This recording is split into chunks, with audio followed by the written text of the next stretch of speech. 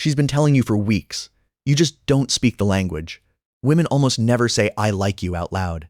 They say it with their eyes, their hands, their feet, dozens of times a day, in a code most men never learn to read.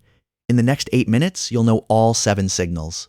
And pay attention to the 7th, because it looks exactly like rejection, and it's the reason so many men walk away from women who wanted them to stay. Start with the eyes, because they leak first. Normal eye contact between strangers lasts about 1 second.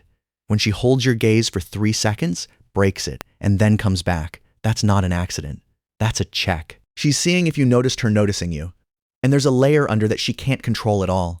In the 1960s, psychologist Eckhard Hess measured pupils while people looked at faces they found attractive. The pupils physically widened, no decision involved, pure nervous system. She can fake a smile. She cannot fake her pupils. There's one more tell in the same region, the eyebrow flash. When we spot someone, we're genuinely glad to see. Both eyebrows jump for about 1/5 of a second. Ethologists have filmed it in cultures on every continent.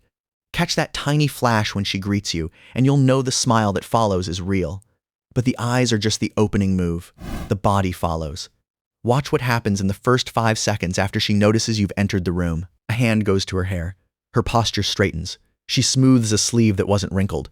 Psychologists call it preening, grooming behavior, the brain preparing the body to be seen.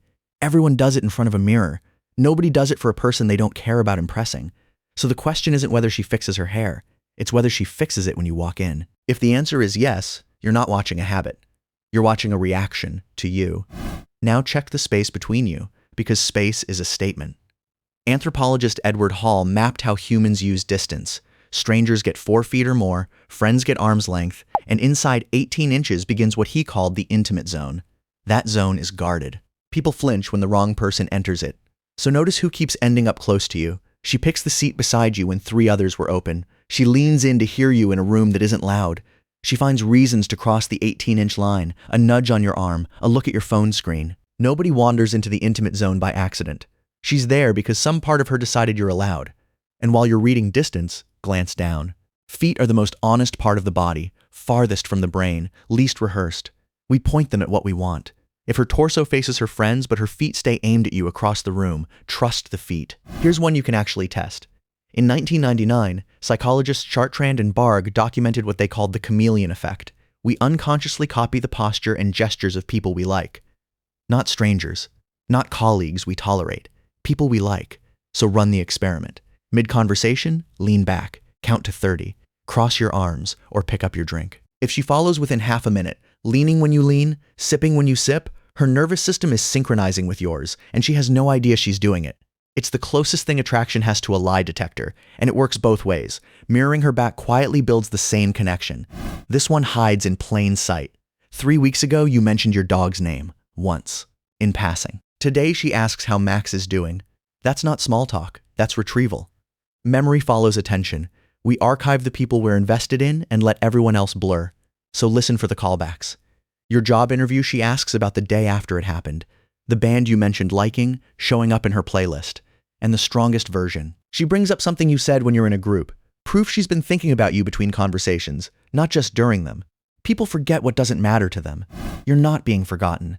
Somewhere around here, she starts giving you a hard time. Your shirt, your taste in music, the way you pronounce espresso. Most men hear mockery and back off, which is exactly the wrong read. Playful teasing is a test with 2 questions inside it. 1. Can you hold your ground without sulking or biting back too hard? 2. Can the 2 of you build a private game, an inside joke that belongs to nobody else? Think about it from her side. Boredom is silence. Politeness is small talk. Teasing is effort, and effort is investment. If she pokes at you and watches for your grin, she isn't insulting you. She's knocking on the door.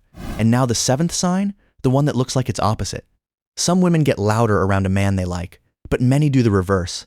Around you, she stumbles over a word. Answers go short. She checks her phone, laughs a beat too late, seems almost cold, while being warm and easy with literally everyone else. Most men read that as disinterest and quietly give up. Here's what's actually happening. When nothing is at stake, we relax. When something matters, we perform, and performing makes us clumsy. Psychologists call it self-presentation pressure. The fear of failing an audition makes you worse at it. You'll see the digital version too. She answers everyone's messages in seconds, yours take an hour, and arrive 3 paragraphs long, like she drafted them twice. Slow doesn't mean cold. Slow means careful. Her calm with other people is the control group. They're not the audition. You are. So flip the comparison. If she's effortless with everyone and awkward only with you, you were never boring her. You're the exam she's afraid of failing.